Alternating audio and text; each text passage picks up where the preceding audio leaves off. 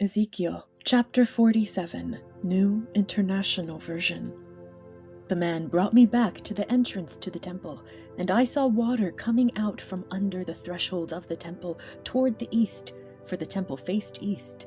The water was coming down from under the south side of the temple, south of the altar. He then brought me out through the north gate and led me around the outside to the outer gate facing east, and the water was trickling from the south side.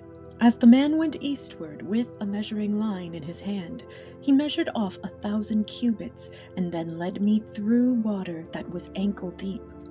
He measured off another 1,000 cubits and led me through water that was knee deep. He measured off another 1,000 and led me through water that was up to the waist. He measured off another 1,000, but now it was a river that I could not cross, because the water had risen and was deep enough to swim in, a river that no one could cross. He asked me, "Son of man, do you see this?" Then he led me back to the bank of the river. When I arrived there, I saw a great number of trees on each side of the river. He said to me, "This water flows toward the eastern region and goes down into the Arabah, where it enters the Dead Sea. When it empties into the sea, the salty water there becomes fresh. Swarms of living creatures will live wherever the river flows. There will be large numbers of fish, because this water flows there and makes the salt water fresh.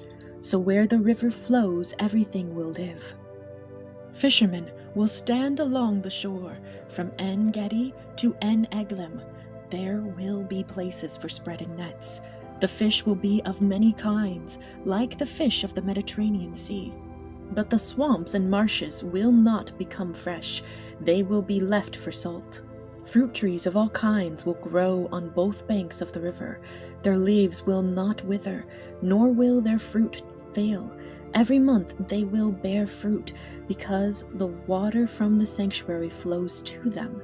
Their fruit will serve for food, and their leaves for healing. This is what the Sovereign Lord says.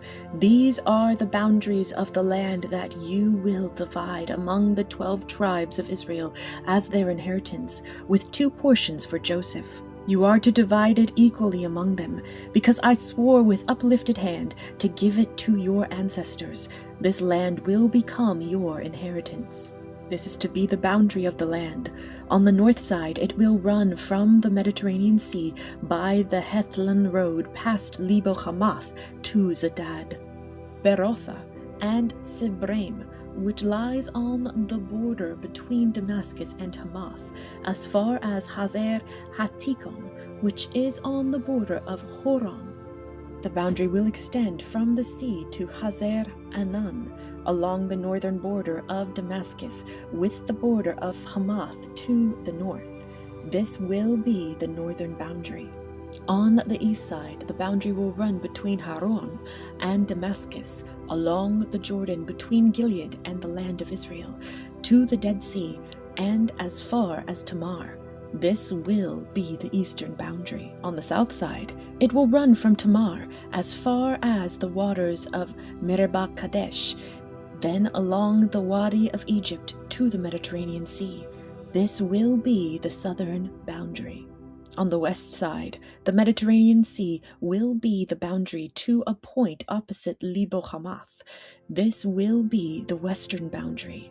You are to distribute this land among yourselves according to the tribes of Israel. You are to allot it as an inheritance for yourselves and for the foreigners residing among you and who have children. You are to consider them as native-born Israelites. Along with you, they are to be allotted an inheritance among the tribes of Israel.